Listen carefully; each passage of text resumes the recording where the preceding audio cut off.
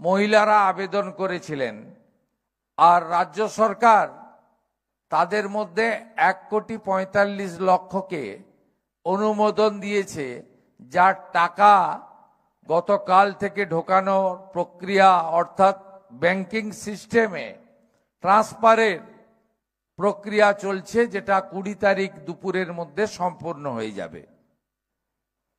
এর বাইরে যারা থাকলেন অর্থাৎ আরো 14 লক্ষ আবেদনকারী যারা 10ই জুলাইয়ের পরে আবেদন করেছেন, তাদের আরো 1 মাস ধরে ভেরিফিকেশন করে পরবর্তী মাসের তালিকায় উপযুক্ত মহিলারা আসবেন।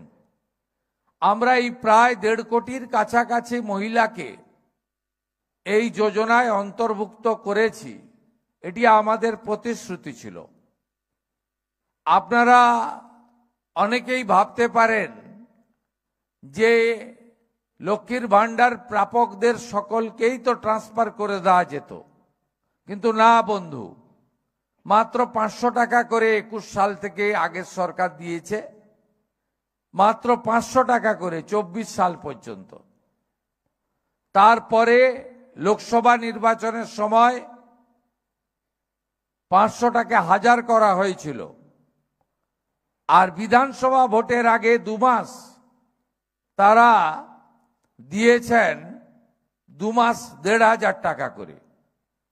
এই 500 টাকা করে দিতে 9 মাস সময় লাগিয়েছিল বিগত সরকার, এবং 1,52,00,000 মহিলাকে তারা দিতে পেরেছিল। কেন ঝাড়াই বাছাই, কেন ফর্ম? যারা বিজেপি করতেন মহিলা, তাদেরকে রাজনৈতিক কারণে বাদ দেওয়া হয়েছে। যেখানে যেখানে বিজেপি বুথে জিতেছিল, ওয়ার্ডে জিতেছিল, লোকসভায় জিতেছিল, সেখানে সেখানে বাদ দেওয়া হয়েছিল ইচ্ছা করে।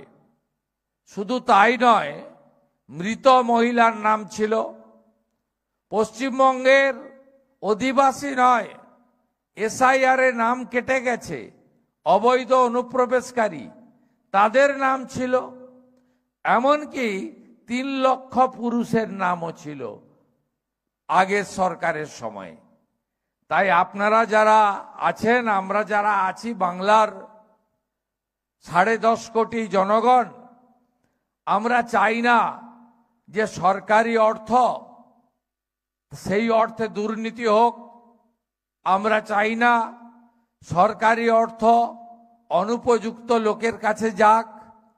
তাই পশ্চিমবঙ্গ সরকার, ভারতীয় জনতা পার্টির সরকার, 34 বছর সিপিএম বলতো আমাদের পার্টির সরকার, 15 বছর তৃণমূল বলতো আমাদের পারিবারিক সরকার, একজন ব্যক্তির সরকার, আর আমরা বলি এটা জনগণের সরকার।